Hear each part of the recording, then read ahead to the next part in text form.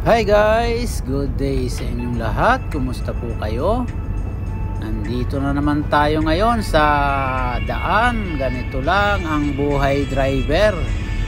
Ito nga palang dinadaanan ko. Ito ang Exit 1 King Khalid Road, Riyadh, Saudi Arabia.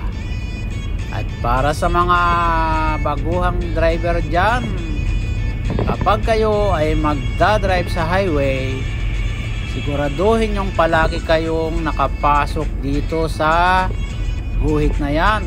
Nakikita ba nyo yung kulay puti na guhit na putol-putol? Ang tawag dyan ay broken line.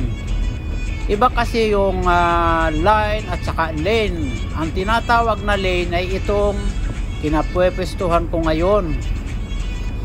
Kaya nilagay ang mga puting guhit na yan para hindi magkasagian yung mga motorista.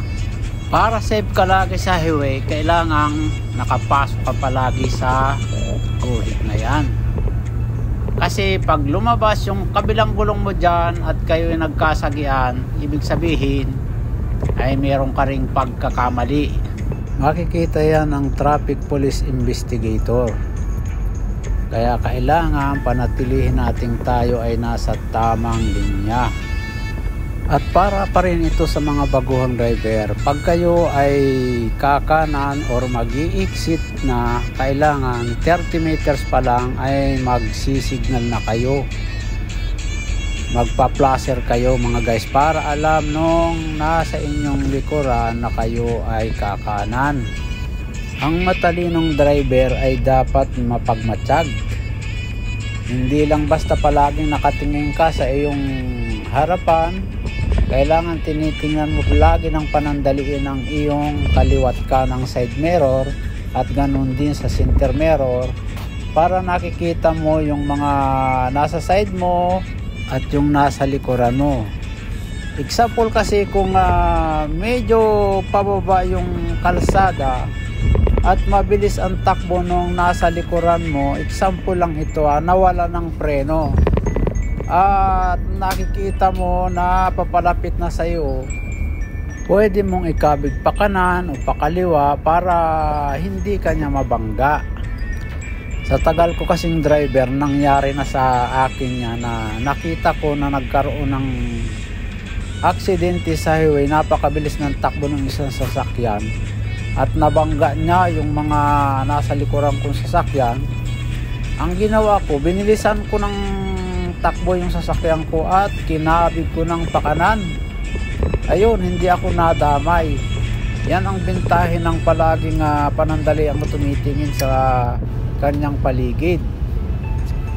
Dito sa Saudi mga guys, iba ang kalakaran. Walang pulis na magpapara sa iyo dito. Lahat ng nasa kalsada ay mga camera, kagaya na lang sa seatbelt, merong camera dyan sa taas. Ganon din sa mga gumagamit ng cellphone, habang nagdadrive nandyan sa taas yung mga camera. At sa speed limit, merong mga camera dyan sa mga side, sa mga gilid. Hindi mo alam kung saan nila nilalagay. Merong steady, meron namang palipat-lipat ng pwesto. At malaki-laki rin ang multa dyan. At ang pinakakaingatan ko rito yung beating the red light mga guys. Grabe ang multa nun, 3,000 riyal at sa pera ng Pilipinas ay nasa 40,000 pesos. Kaya dyan ang pinakakaingatan ko rito sa Saudi. Napakagandang mag-drive dito, maluwag, hindi kagaya sa atin sa Pilipinas na talagang parang usad pagong, lalong-lalo na sa Manila. Dito nagkaka-traffic din pero hindi naman kagaya sa atin. Nakita nyo itong dinadaanan ko at napaka ganda ng flow ng mga sasakyan.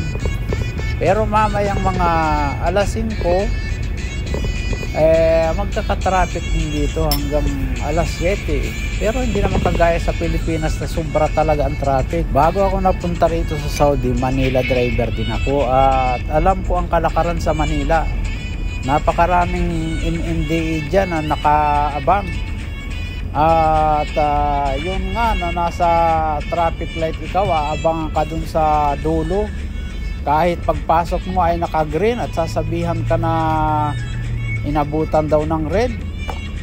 Yan ang style ng mga MMDA dyan. Dapat sa atin sa Pilipinas, puro camera na rin yung ilagay para walang kutong.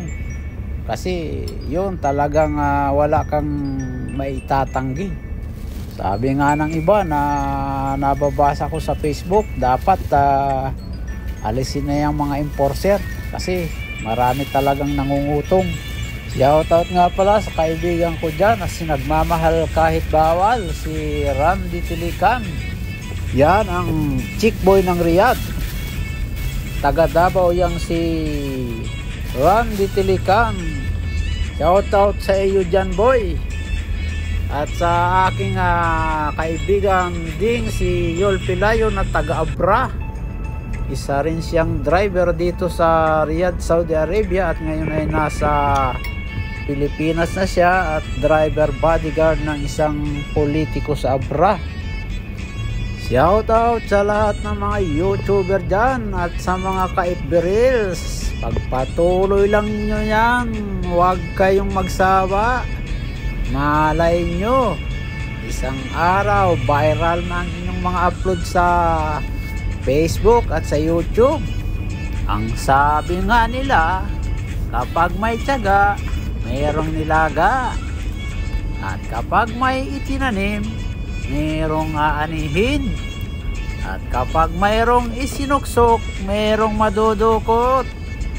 Kaya't kung ikaw ay nagtsatsaga na gumawa ng content at mag-upload ng mag-upload, ay darating ang araw na ikaw ay mayroon ding aanihin. Ayun lang mga guys. Please subscribe, like, and share. Thanks for watching.